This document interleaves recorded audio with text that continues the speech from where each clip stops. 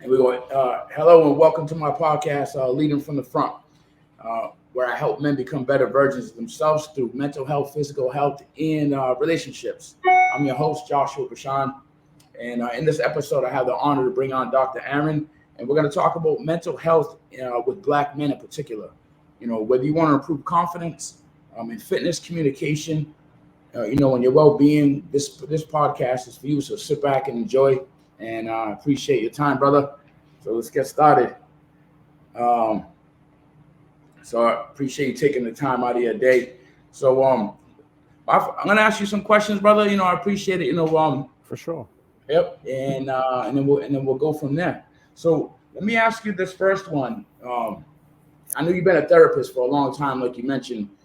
So you being in the position that you're in is a very unique one, and the focus that you have with Black men's mental health, which is very different from other men's health, and that's why I wanted to bring you on. Just to bring awareness.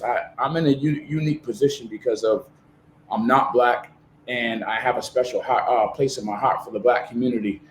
Most of my friends are Black, and I've always seen the difference because I've been on both sides and seen what it looks like as a Black man and a woman opposed to being a white man and a white woman. It's Mhm. very different in the society that we live in, and it just takes understanding and some empathy, and just to have an open ear and an open heart to just pay attention and know that there's really a difference and not be ignorant.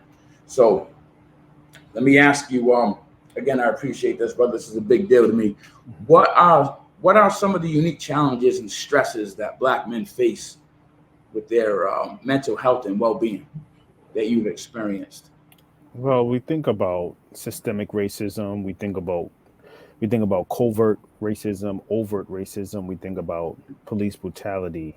You think about slavery. You're right. So there's so many layers um, when it comes to Black men that they have to deal with on a daily basis, right? And I'm not minimizing other, Black women. I think as a race is important that we go to therapy, Yes, but the numbers show that Black women are more inclined to go to therapy, in addition to have community, right? So they may not go to therapy, but they have spaces where they can have dialogue and conversation with their counterparts and get that support.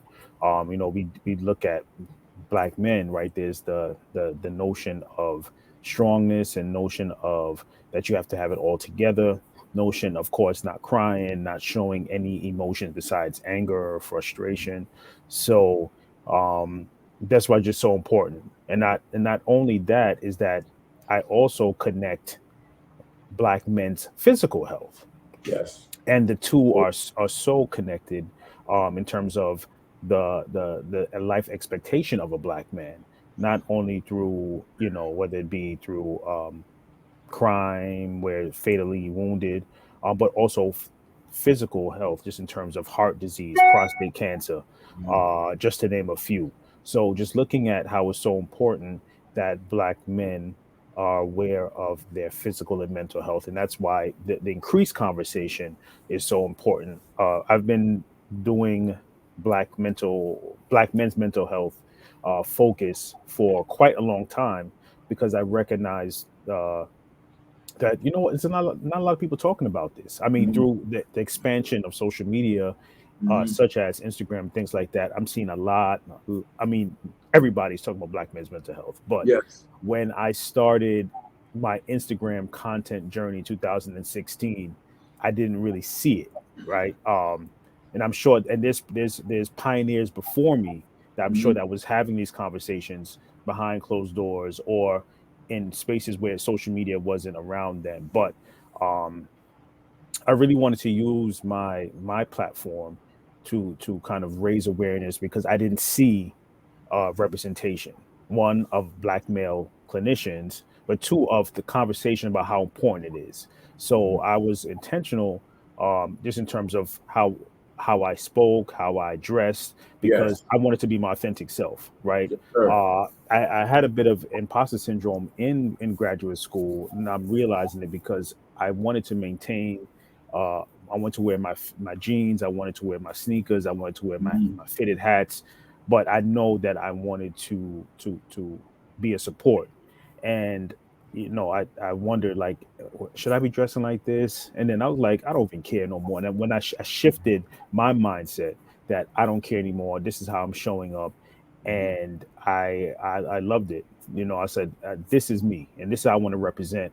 Um, Myself first, and then Yes, sir. represent the culture that, hey, yo, I'm a therapist. We can have conversation, because you don't want to feel that being talked over, right? You want to feel Mhm. heard. You want to feel understood.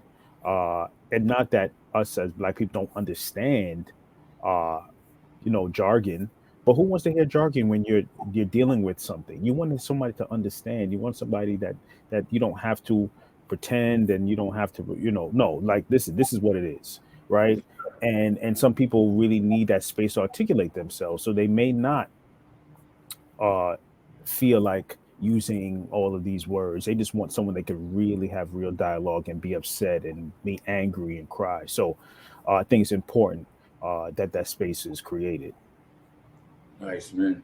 And that's amazing that that you took the. I mean, that shows leadership. That's why, like, for me, in my particular situation, this is why I do this, because it really takes initiative, and and you got to be intentional. There's topics that need to be addressed, and I honor you for that too, brother. It Thank takes you. bravery, and it takes love, and for what you're doing, and again, just bringing awareness to it all. Let me ask you this: how about relationships? Like, what kind of results have you seen with your clients that are married or have a girlfriend? This was something that I was very curious about. But that are married and have a girlfriend, and like, what kind of improvements have been made in that space? Because it varies, with cultures and relationships, and going through these Hmm. vital. Well, it depends on the client, where they at, and what the goal is. But ultimately, if it's working on self improvement, as I told them, or self awareness, Mhm. that it would help them improve their relationship, whether it be improve communication, whether it be improve engaging with their counterpart. So you know I found that they were able to kind of express themselves more and develop more insight into kind of their own behaviors and how it impacts them in relationships, and not just intimate relationships, but friendships, Yep. relationships at work. So I kind of break down the importance of their wellness, Hmm. and looking at the seven dimensions of wellness, and having them identify how they feel that they're inter engaging in all of those areas. So it's Right. occupational, spiritual, Mhm. financial, all those Yep. areas, because there's certain things as men that impact us that we may not talk about, that we may not feel comfortable sharing, but creating Yeah. that space Yep. to talk about that. Yeah. Absolutely. And I'll tell you, there's one thing about another thing that I noticed, that I've always known is that play tough mentality, and that it's not okay to be emotional, that it's like abnormal to cry as a man, and to show our true feelings. So that's another thing that I wanted to make sure I'm bringing awareness to is Hmm. it's normal to cry and to be emotional, to cry in front of Yes. to cry in front of other men. At my church, we just started this group, and it was about 200 men that were there. It's called Mountain Men, and we had about two to 300 men, and just being vulnerable. And my pastor said, "We're not going to sit here recording. This is a vulnerable place. This is a safe space, and I want everybody and every man in here to be able to, just to be comfortable in sharing exactly whatever they want to share, and Yeah. knowing that Yeah. we're all here to support each other. It's huge, man, and Well, that's keep in mind, keeping tough, or that tough, that's Mhm. survival, right? So Yeah, yeah, it is. whatever area you grow up, is that is what you need to survive. Hmm.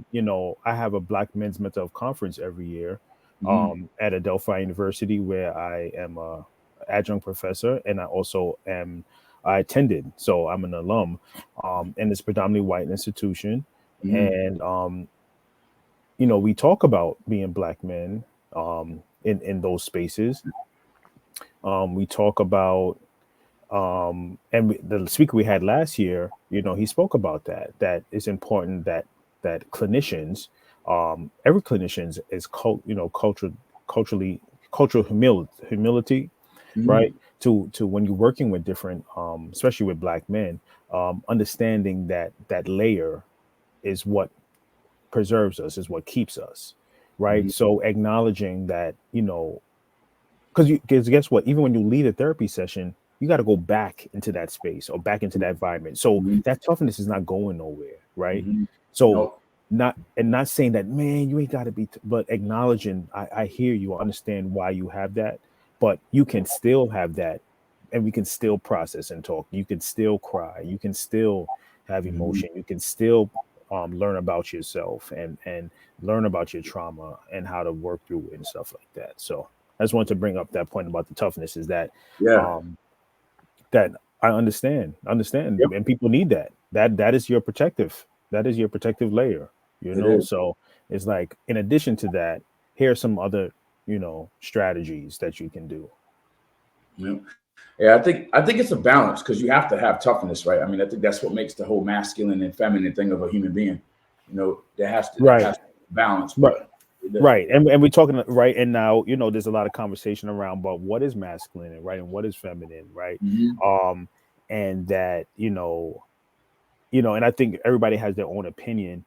But definitely identifying what works for you and maintaining your authentic self, because I think that the biggest thing is that people, are not allowed to be themselves, right? So the Mhm. biggest thing is that being able to identify and process all your emotions, and that's a Mhm. lot of work, It right? is. That's a lot. That insight and awareness is a big thing, and that's not something everyone has the opportunity to have, No. because when you're just fighting for survival and fighting for food and fighting for clothes and fighting to take care of your family and fighting because everything is so expensive, light, gas, everything is just, Yes. it's hard to maintain your emotional wellness, spiritual wellness, because financially everything is, it's just so difficult right now. Mhm.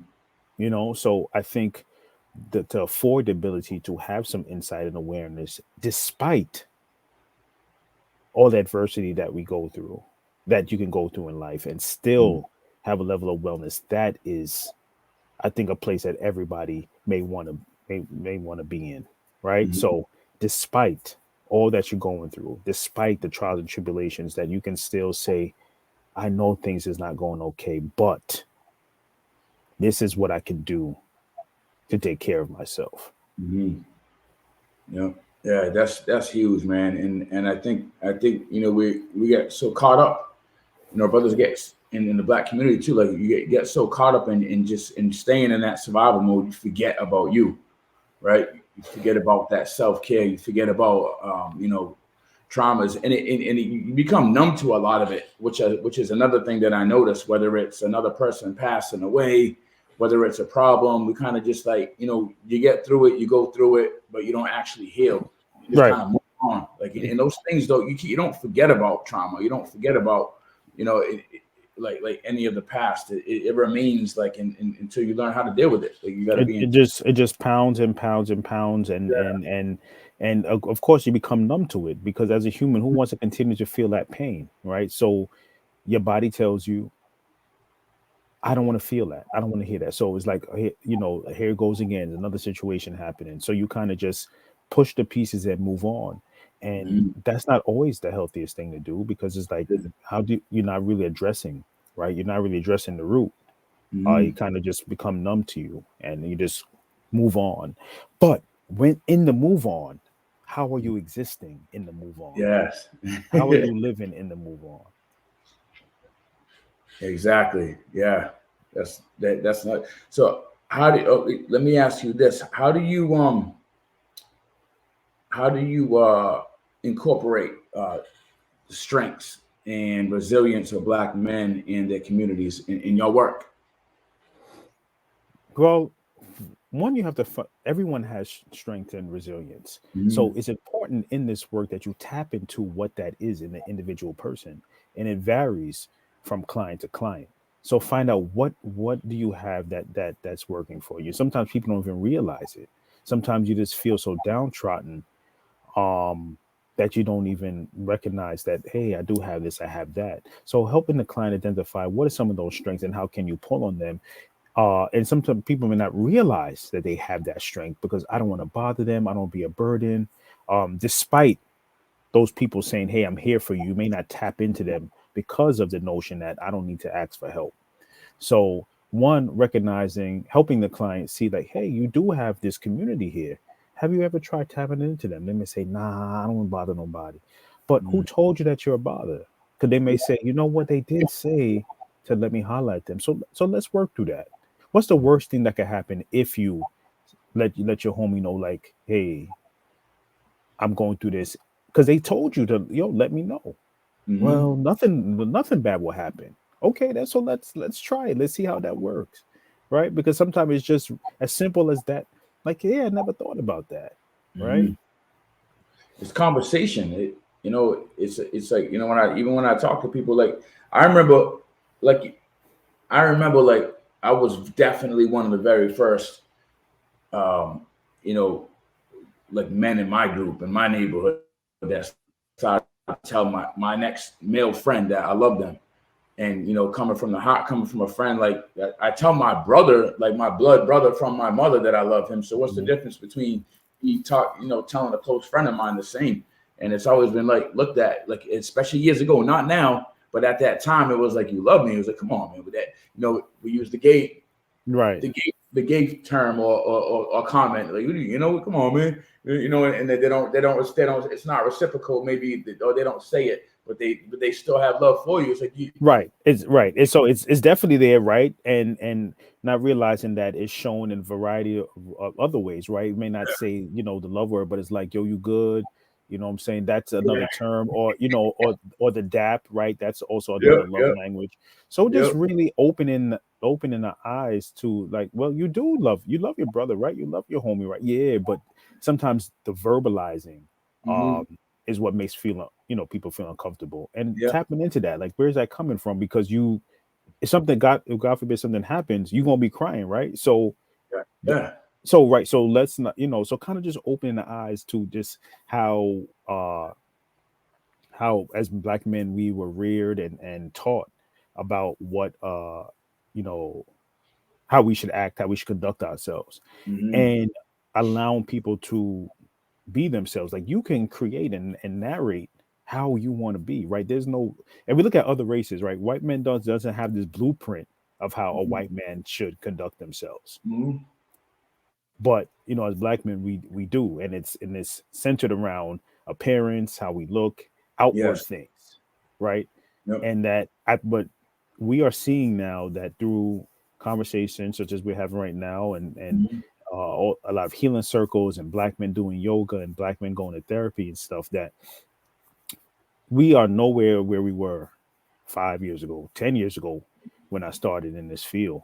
Hmm. In terms of the conversation, how black men have taken their physical and mental health to the next level. So we've come a long way, for sure. I Yep. would say we're not where we were before. No. Uh, and I think more black men are taking uh, the time and being intentional about their wellness, and encouraging their homies to be, and holding them accountable about their wellness. So I think kudos to us, uh, Yep. for having these conversations and making the strides, for sure. Yeah, absolutely. And like you said, it does take work. It's not something. It's a you know I was compared. So I was a personal. I'm still a personal trainer and been one for like the last 10 years. And building up a muscle. Everybody wants to look at. A man wants to look at me. That's my age, 46. And they first start with me. They were like, "Oh, how can I look like you?" Don't worry about looking like me. Just Hmm. know that this is a journey. But you need to keep Right. taking steps, those necessary steps in that direction, if you want to create some change. And it's the same thing with your mental health. Like I said, I was abused too, and for the longest time, I'm like, I'd be in the gym thinking about being abused, like about Mhm. that situation and who did it. And I'm like, I don't want to think about this in the gym. I don't want to think about this anymore, but it doesn't go away. And even when you go through the healing process, it does not go away, but at least you understand and you see the differences between healing and working on it and just dealing with it. The term that we're just dealing with, because the just dealing with it is not healing, and it doesn't fade away. It's not, but yeah, it takes work, man. It definitely, and it takes everyday work, but it's a beautiful feeling once you get to that and you start to make them strides and start to feel good about yourself and have the confidence and belief in, and you just be able to, just the confidence, man. It's a big deal. Let me ask you this: how do you cope with the emotional toll of working with Black men who experience racism and trauma in their lives just for being Black? That's a lot. That is a lot.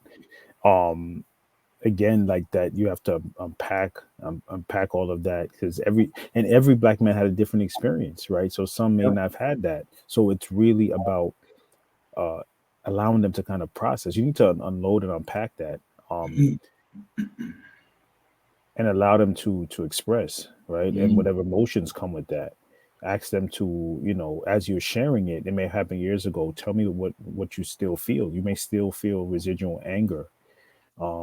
You may feel the anxiety of whatever experience, it be a workplace experience, whether it be driving in your car, whether it be when you come home, right? So it's I think a lot of men could identify with that, and they're carrying that, holding that, and still expected to show up, right? And you need the tools to be able to show up. You definitely do, man. In a healthy way. Yes, absolutely. Yeah, and like that's the other thing. Like I said, I have friends coming from all walks of life, as far as professions or the streets. But in general, man, it's like, I've heard the term before, driving while Black, and it's literally, and how things continue to unfold and unravel. I mean, from George Floyd, and the list goes on and on. These things been going on for a while. The reason why these people are being held accountable now is because of social media, and thank God somebody's got a camera with them. But it's like, it's crazy to me. I've always tried to picture myself and like to see like what that feels like, and I joked around because I had not joked around, but I've used this comparison because I do have a felony on my record from years ago, and it's like people don't get it. Like a Black, like me with a felony is going to a job is like a Black man just going for a job, and it was worse then, and things are getting better now because people are being held accountable. But it's like, if you're qualified, you're qualified. If you have the talents and the skills and you can be an asset to a company, then you should be hired. Right. It's not right. So that's the systemic stuff we're talking about, right? And that is a layer that is not talked about a lot. Is that because what are you going to say? Oh, there was a better candidate. We don't know. It could be just basically because of their race. Yeah. And that's the frustration, because like, what can you do about that? Again, my conference that we're having Saturday, April 27th, when we're talking about that and how that impacts Black men's mental health. Yeah, that's amazing. And and talk about anti Blackness in these spaces, right? And look at curriculum, right? We need to look at curriculum in schools and what are things they're teaching? Why are Black history erased from the curriculum? Yeah, right. I know there's a mess going on. I know in Florida is one of those places, and I'm like, the facts are the facts. The truth is the truth. It doesn't shame anybody or anybody's in particular race. It's history. We can't dictate and pick and choose what we want to call history, and then erase the other things because just because we feel like it. It's an unfortunate situation. There's just there's so much ignorance out there. But again, the more awareness that we can bring and understanding and seeing people coming from like even people that are looking like me, and bringing this bringing these topics up so people can wake up, wake up. Let me ask you this. So this is a question I was also curious about. What are some of the evidence-based and culturally responsive interventions that you use or recommend for Black men's mental health? Um, so so many different ones. Because we look at some of the theories and things like that, it has not incorporated, you know, as we say, black people in terms of some of the interventions, some of them, and even when the studies are done, is did you include black people in these studies, right? Mm-hmm. Because the results may be different. Mm-hmm. Um, for us and for me, I find that it's important to show up. Mm-hmm. Who you as a clinician, how you show up in those spaces, um, and listening. Right, it's important that you're listening, that you're paying attention, that allowing your client to feel heard.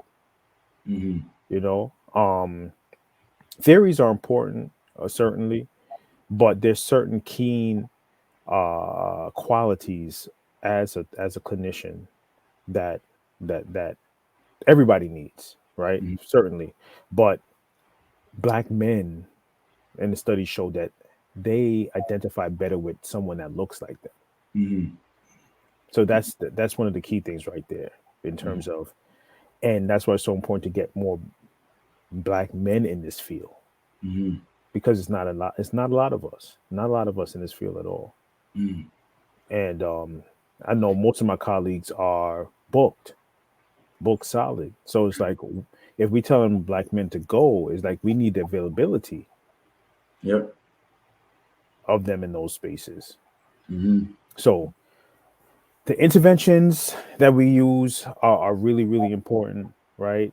But it's mostly important the availability of black male clinicians, is Mm-hmm. the ability to feel heard and understood, not feel judged, Yep. um and continue to have these conversations, normalizing and saying that it's okay to go, right? I'd like you to be strong and courageous, you Mm-hmm. know. And I love that even in church spaces they're talking more about going to therapy, right? And not condemning um people of God for going to get help, right? And Yep. it's not that you're against God or that you don't have faith anymore, Mm-hmm. but knowing that there are Christian counselors that can incorporate the word Yeah. into the sessions, right? That not and Mm-hmm. incorporating, I talk a lot about self-care, that praying is part of that. Praying and meditating is a part of self-care, how important it is. And in the Bible, they talk about anxiety, Mm-hmm. right? So the scriptures give us hope. The scriptures give us that the fuel. But there are folks that are so downtrodden, even um that sometimes the scripture can't get them out of bed, unfortunately, right? And they may need additional supports, Yes, may need sir. additional services, and knowing that just as you go to the doctor for diabetes, that you may need to see a psychiatrist as well, and that therapy and medication management may be needed for you in addition to your prayer life and your fasting life Mm-hmm. and going to church, right? And going to Bible study. How Yeah. all of that could be your wellness package, right? It doesn't have Yes. to be a la carte, right? I only Yeah. could go to church. No, you don't only you. That's the beauty of it, that you could have a whole bunch of things, that you could have your psychiatrist, you could have your therapist, you can go to Bible study on Wednesday night, right? They could go to Mm-hmm. church Sunday, serve an usher board and in the Yeah. choir, Yeah. and then Monday you have your therapy Yeah. session on Monday, and that is all in the will of God because He wants you to be well. Yes. It's definitely a total package, and I learned that, also as a Christian, it's like everything we need is in the Bible, but the Bible is in all that we need. The Lord speaks in the Bible through verses that are telling us to go do these other things, that are important. Like you said, it's a total, the nutrition, the fitness, the well-being, the mental health, and then also being, living our life as biblically as possible. Knowing that we're human, we're never going to be perfect, but there's so many examples of trials and tribulations and of leadership from the Most High, Jesus, and if we follow those steps, we're going to live a much more prosperous life and be able to heal through our trials and tribulations. But the Bible is beautiful, man, and just being in that community too is just, it's a big deal. And if you want to just be a better version of yourself. One of these I have one more question before this one, but this one is, do you see, well, it's not really a question, it's a statement. I feel alone. Like how I explained to you, I have a very unique position. My friends will tell you, nobody looks like me from where I grew up. They'll be like, man, Josh is like, I get a lot of love. I get so much. So I'm in Houston now. Nobody knows me. I came out here for a business that didn't work out. And I was like, okay, it's all right. I don't trust in the flesh. I trust in the Lord. He blessed me with a job, a really good job. And also I was looking for a church, and that's where I'm at now, serving. I'm in prison ministry. I'm in security for the pastor, and I'm in that men's group that I mentioned called Mountain Men, which is growing like crazy, and I'm loving it. But I get a lot of love in the Black community, and they don't always know what race I am. So I always tell them, but it's just funny, man, because like, I feel like I'm alone. Like I wish there was more of me, so that way there would be more awareness, to be more understanding. And tell me what you mean by more of you. More of you meaning me, like that I'm not Black, and that loves the Black community the way I do, and cares to know how y'all feel, right. And understand your struggles, and know that it's different. Know that it needs to be addressed. Know that it's real, and it's not, let's just get over it. I don't have a get over it mentality. I have a like, no, this is real, and it needs to be acknowledged and respected. But there isn't enough. I feel like there isn't enough of me, man. I just feel like I'm like this Lone Ranger.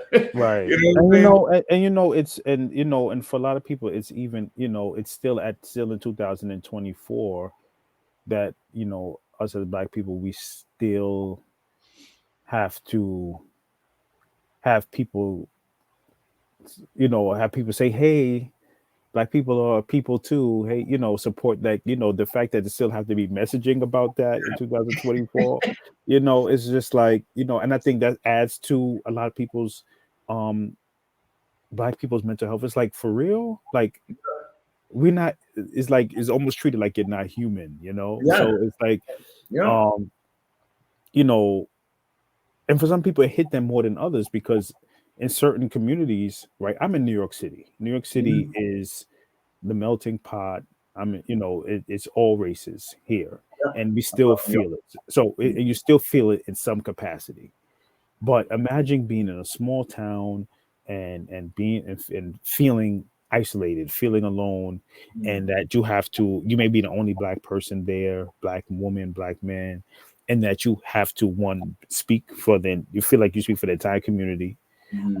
Or that you have this kind of weight on your shoulder that you have to prove that you're a human being. Oh wow, you're Black, or I didn't know you speak so well, and like all of that. Like, we're still in 2024, and what does that do to that person when they get home and take off their work clothes and process all of those thoughts, right? And even the stuff that they didn't hear, or they know, but they know is happening. Like, that's a lot. That is a lot, So it's like, at some point, it's like, why do we still have to fight to acknowledge who we are? And as you said before, it's like, of course, when people, powerful people, you are intimidated by that.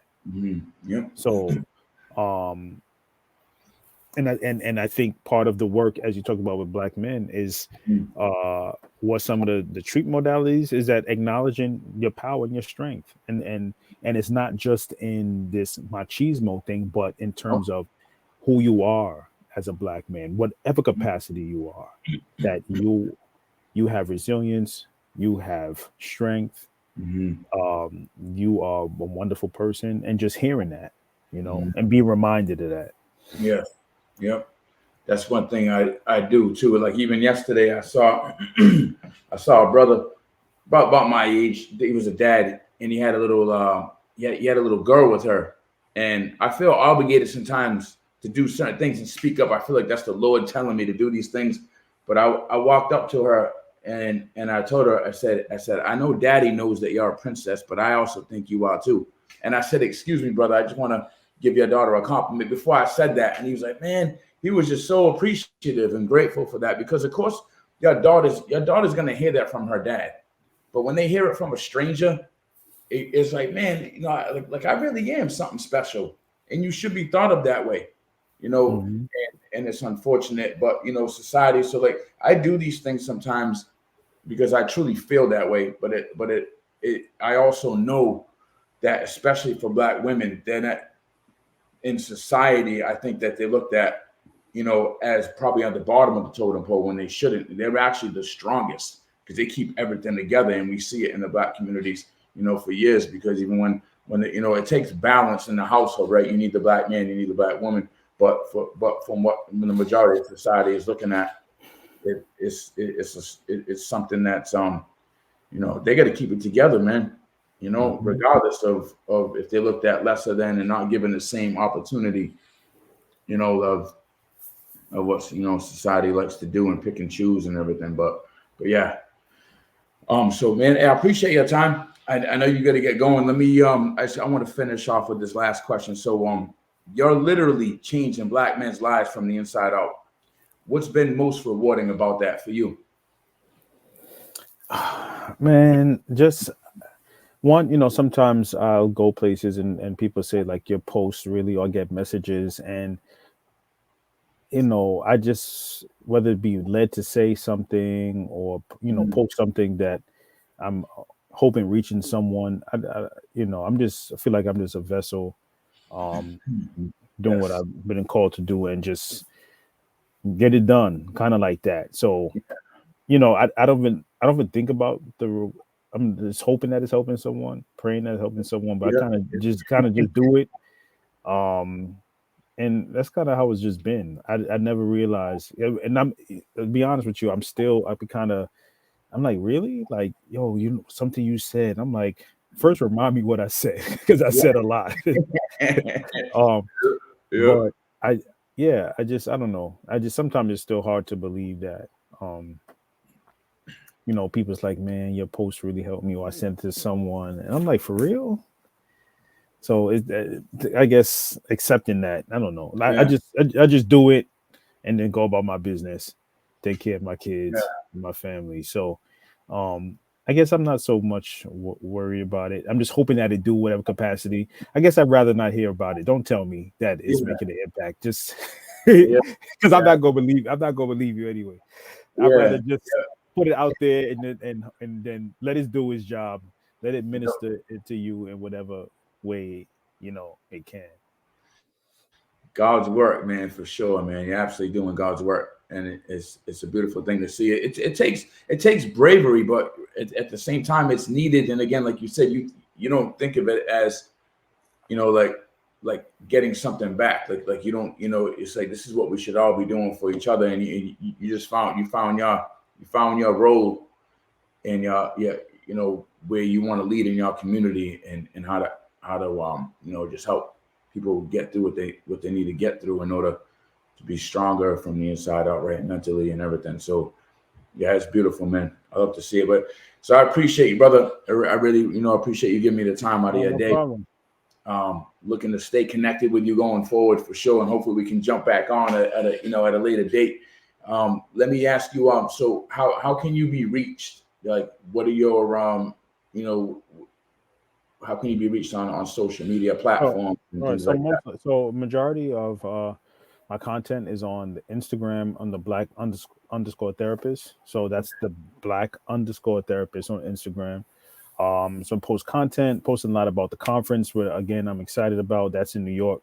I and to hear that people are booking tickets and booking flights and Yeah. traveling from different states. Last Mhm. the first year we had people come from Bermuda to attend the conference. So it's Wow. just like it just blows my mind, man. Just like Yeah. again, conference. And I'm like, whatever, it's nothing, but Mm. realizing that it's, people look forward to this conference and That's awesome. yeah. So I'm posting a lot about the conference. So if people could come out to that, it's free, absolutely free. And our focus is a Black men's mental health conference, and it's called Mm. Breaking the Ice because we are breaking the ice. Yeah. And we're going to have the president of NESW, the National Association of Social Workers. His name is Dr. Anthony E. Street. He will be a panelist and speaker at the event because we really want to talk about um, just dealing with mental health on a social action, right? We're talking about social injustice, right? We're talking about those layers that really impact us on a systemic level, right? Because I'm a social worker by trade, and All when right. we see that there are issues going on with our clients, if it's challenges, we look at advocacy, we look at legislation in terms of what policies are in place to help support our client. So Yeah. we could do a lot of work with mental health, right? And we do a lot, but if people are hungry, we have to look at Maslow's hierarchy of needs. We can't talk about anxiety and depression and someone is homeless or someone is hungry. We have to address our basic needs. So some Mhm. of our basic needs may be legislation around mental health and Black Mhm. men. So we're going to be taking a look at that in terms of what policies and implement and how we can actually implement some policy around Black men and mental health. We're looking at insurance companies and Mhm. all the barriers that clinicians have with serving the Yeah. community. So, yep, that's all going to be Saturday, April 27th.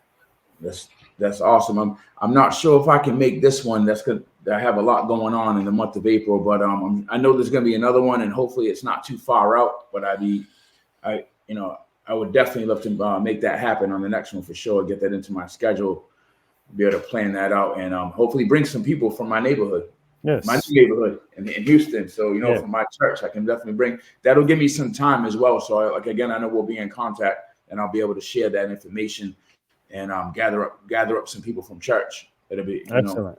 we All can right, definitely brother. get up there.